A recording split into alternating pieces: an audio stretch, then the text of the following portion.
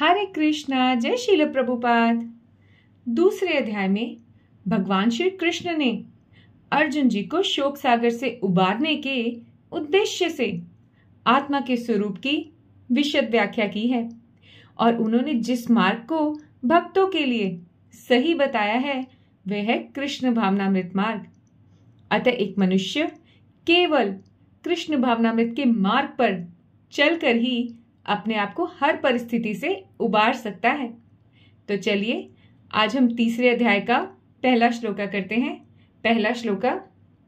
अर्जुन उवाच ज्यायसी चेत कर्मणस्ते मता बुद्धि जनार्दन तत्किं कर्मणि घोरे माम नियोजयसी केशव। अर्थात अर्जुन ने कहा, हे जनार्दन, हे केशव, यदि आप बुद्धि को सकाम कर्म से श्रेष्ठ समझते हैं तो फिर आप मुझे इस घोर युद्ध में क्यों लगाना चाहते हैं।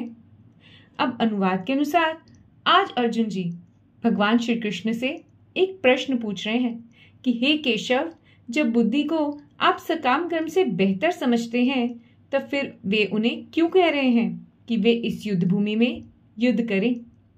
वास्तव में बुद्धि योग ही कृष्ण भावनामृत है।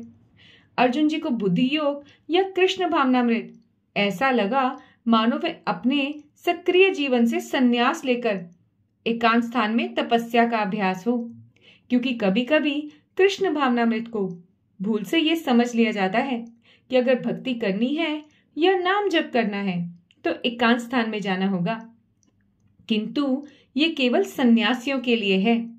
एक गृहस्थ व्यक्ति के लिए कृष्ण भावनामृत में प्रशिक्षित हुए बिना एकांत स्थान में जप करना ठीक नहीं है, क्योंकि इससे व्यक्ति को केवल सस्ती प्रशंसा ही प्राप्त हो सकेगी। असल में अर्जुन जी कृष्ण भावनामृत का बहाना बनाकर चातुरी पूर्वक युद्ध से जी छुड़ाना चाहते थे, लेकिन उन्होंने एक शिष्य की भांति अपने गुरु के आगे अपनी बात रखी और ये प्रश्न किया। आज का सुविचार। कृष्ण भावनामृत में ये जरूरी नहीं है कि हमें संन्यास लेकर ही भक्ति करनी पड़े।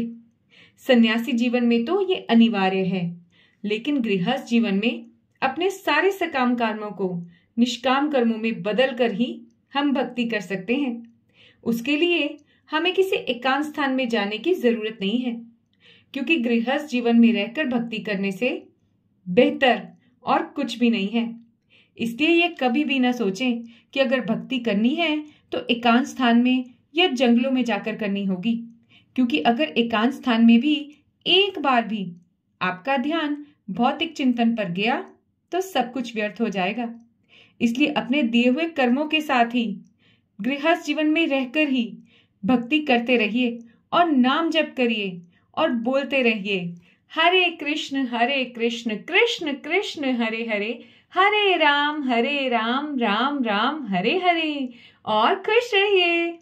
इसी के साथ भगवत गीता यथारूप का पहला श्लोका पूरा हुआ। इस चैनल को लाइक और सब्सक्राइब करते रहिए और हमेशा खुश रहिए। हरे कृष्णा, जय श्रील प्रभुपाद।